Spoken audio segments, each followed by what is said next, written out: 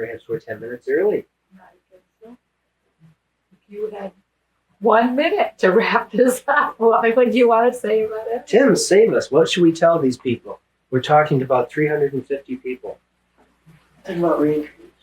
Oh, no. Don't bring subjects like that up right now. Or, no. Oh, well, I suppose that attitude can certainly set up. One thing, okay, thank you, Tim. See, and cultural conditioning, I right away said, well, that's not the same subject that we were talking on.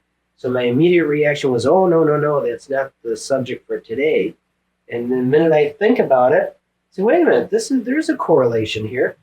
I've heard from and seen in a lot of people that regarding their, first of all, belief, and I'll say it that way, there's a belief in any aspect of reincarnation is, oh, well, that's this time. Next time I'll do better. Or Elaine said, not knowing for sure if there's her true understanding of reincarnation. She said, I couldn't stand the idea that I am ever going to have to come back or relive this or something either better or worse. Meaning like once is enough for what she was dealing with at the moment, at least. In other words, she for herself in her life. And she questioned that that would be just too intolerable for her to think that this isn't all, that there isn't just paradise or something like that after this. Knowing that she believes in at least an afterlife, a prior life or an afterlife, and I know there's an afterlife human condition as opposed to the spirituality paradise or heaven state, or conceivably purgatory or hellish situation.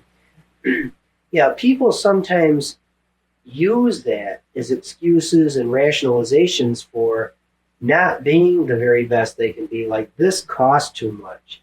I mean, I'm not going to start giving in to my spouse, or it was just too convenient for me to be the leader, the ruler, the dominant figure in our marriage, and none of this feminist stuff is going to, that's it would make me too insecure. Guys usually don't say that out loud. They don't want to think that, but that's the basis behind it. Well, no way. That would be stupid anyway. And it's based on their inner fear that it questions their own masculinity and everything that they think that they are as a man. I don't mean just the macho stuff. In other words, is it queer to have feminine characteristics? Well, I mean, I'm here standing in front of you to say by no means. I mean, would I love very much to be able to show, teach, or tell, or do some additional feminine characteristics for my son, Todd. I have some apprehensions about, since his father image was a majority of the old Tom Sawyer, is it okay to slap a girlfriend or a spouse? And I'm sort of hinting that Todd might, I'm being honest and casual or careful, saying that he might have a greater tendency than possibly Tim would, or that somebody else that does not have those genealogical traits that I know I had from the last 5 generations of Sawyers, where that was a genealogical characteristic of fight or flight, you use your hand. I'm not crying or complaining. I'm just saying more like recognition and fact or history that this was it. Now, Tim has heard me philosophize and so on.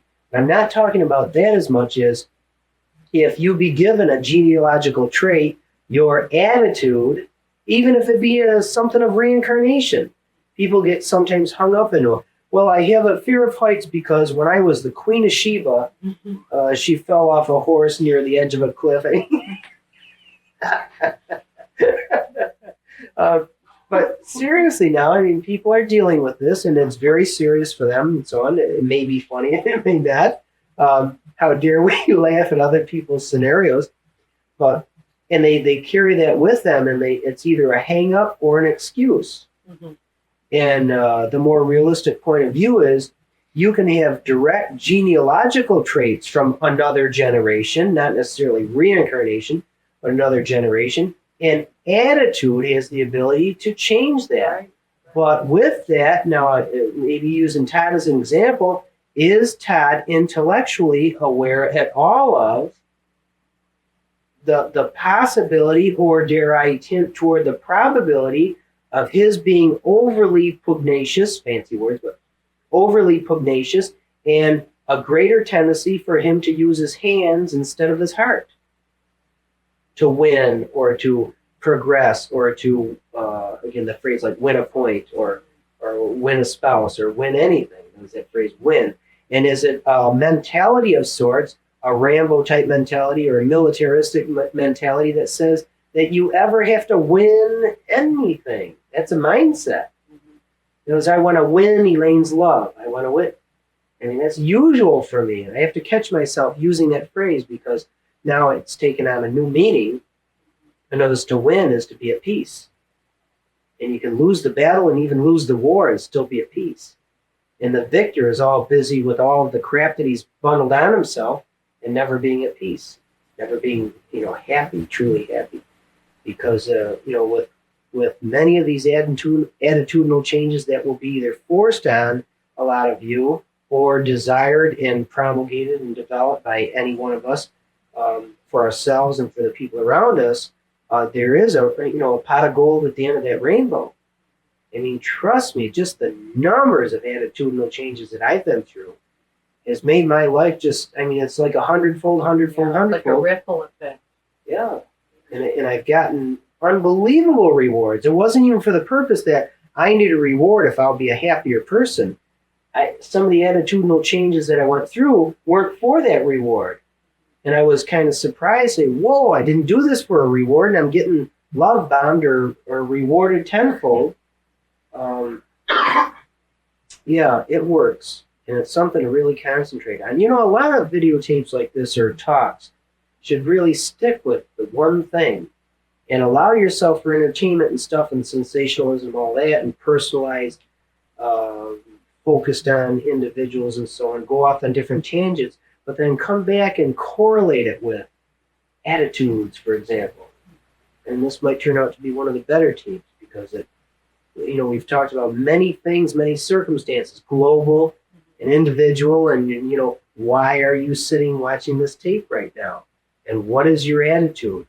Now, right now, what is your attitude? I know you're tired and bored and you're cramped up and want to get out of the room and get a breath mint. Huh? Get a breath mint or something like that. Or go to the toilet, yes. And but what was your attitude when I think I started this tape by saying, you have an attitude about death? And it kind of, gee, what's he talking about now? Or whatever your attitude was then, is it different right this instant? I mean, granted, you're anxious for the various things, but when you walk away from here and drive home or go about your business or go home to the husband that you argued with last night and you're kind of like, how's he going to come through the door?